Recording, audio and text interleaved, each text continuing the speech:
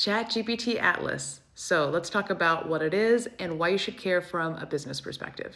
So ChatGPT Atlas is a browser that has been created by OpenAI. So just like Google has Google Chrome that you can open up websites and browse in, now ChatGPT has Atlas.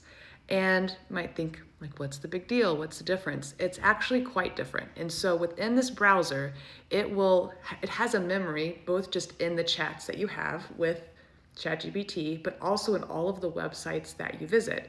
And you can use ChatGPT within all of the websites that you visit. So a ton of great context. The kicker is that it's also agentic. And so you can just ask ChatGPT to do something on your behalf on the internet, and it will do it. Let me show you. It just looks like a normal browser, opens up to a ChatGPT window.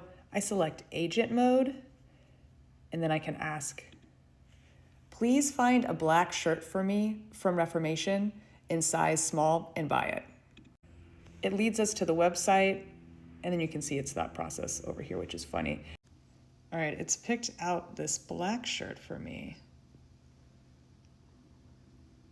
And just ask for my permission before initiating checkout. Besides this being really freaking cool for users, what does this mean if you are a business that has a website? So something that I edited out because I didn't want to waste your time is that the ChatGPT agent was having some issues on Reformation's site picking out the size and the color, because within how their site is designed, it looks good for a human, but there were some overlays over the button selection, I think, and how they're labeled, I believe, for the agent, and so it was having issues. So it ended up going to a different one that it could navigate better. So design your website for agents. It's gonna be both. Humans are gonna look, but it's gonna become more and more likely that we're not really gonna watch the agent, and we're just gonna ask it to do work on our behalf.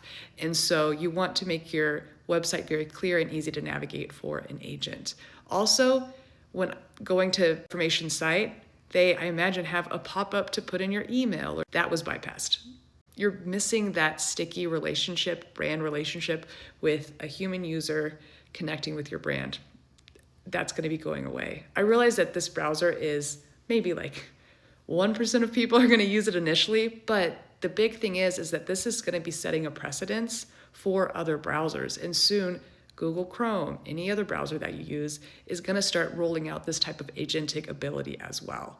So before we were kind of preparing for agents, like how do we offer an agentic experience on our website? It's happening.